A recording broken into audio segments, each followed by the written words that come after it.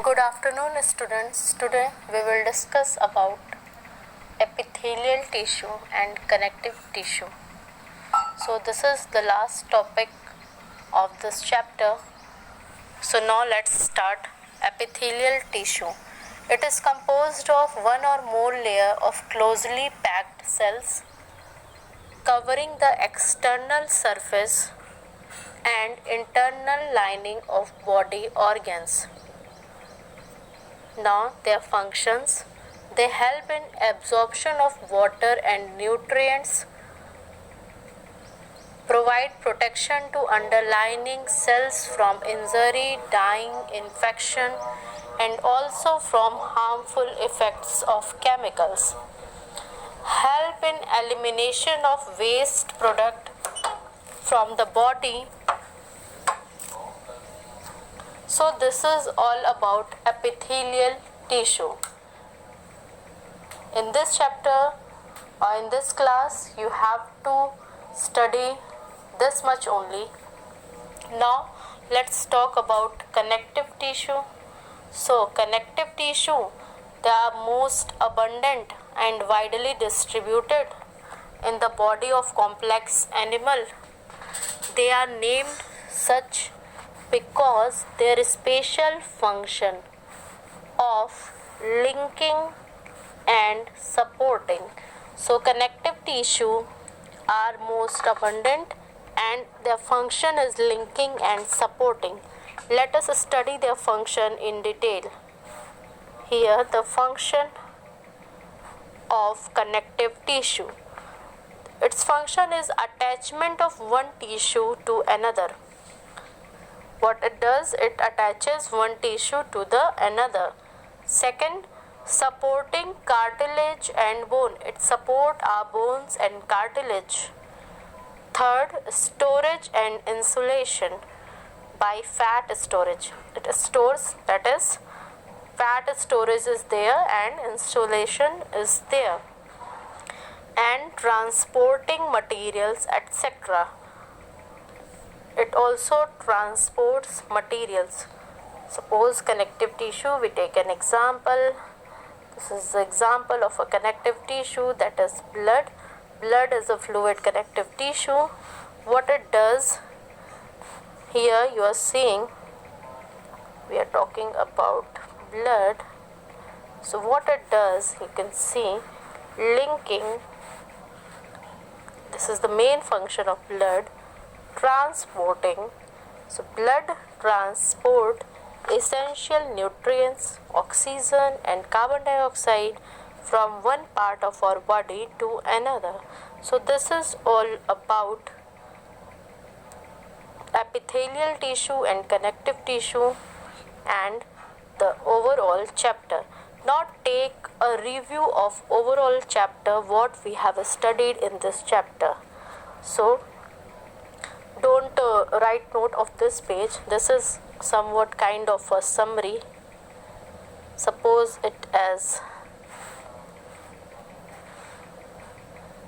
revision page. Okay, so in this page I have written whatever we have discussed in this chapter. So from this chapter starts from the very beginning, that is cell.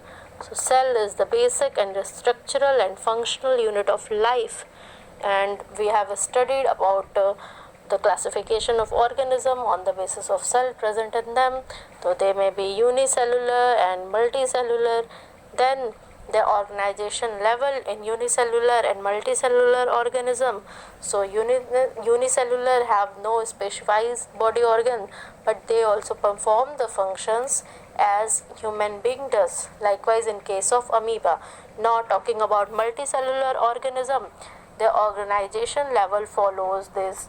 Their organization level follow this pattern, that is, there is a cell, it combine with another cell, result in tissue. The tissue combined with other tissues resulting in organ. organ combined with other organs resulting in organ system, and organ system combined with organ systems resulting in an organism. So this is all about the hierarchy or the organization in multicellular organism, likewise in plants, in animals. Now let's talk about this very second topic, that is tissue. Here we have discussed about tissue also. So basically we have studied about plant tissue and animal tissue. So plant tissue is further divided into meristematic and permanent tissue. What meristematic tissue are? They are simply which divides further. That is, the division take place overall life. Okay. For example, likewise, we can see some locations where these meristematic tissue are found, like in apex of root, etc. So this is all about meristematic tissue. Now permanent tissue. Here division doesn't occur. They does not divide throughout their life. They are permanent in nature. This is of two, that is simple and complex. Simple and complex tissue. So simple tissue are made up of same cells, and complex are made up of or made for conduction. Simples, they are example of parenchyma, collenchyma and sclerenchyma, and for complex we have to study this in detail, that is xylem and phloem. So xylem, as they are conduction tissue, it conduct water and minerals in the plant's body, and phloem, it conduct food in the plant body. And now talking about animal tissue, we have talked about four type of animal tissues, that is epithelial, connective, muscular and nervous. Today we have discussed about epithelial and connective tissue, and before this we have discussed about muscular and nervous tissue. So muscular tissue, it is divided into three, that is striated, non-striated and cardiac muscles. And the last, that is nervous tissue. Nervous tissue, we have studied basically about the neuron. That is, we have drawn this structure, you can remember. This is the structure of a neuron having nerve ending. This is the nerve ending. This is the nucleus. Here there are dendrites. Here there are axons. So this is all about this chapter.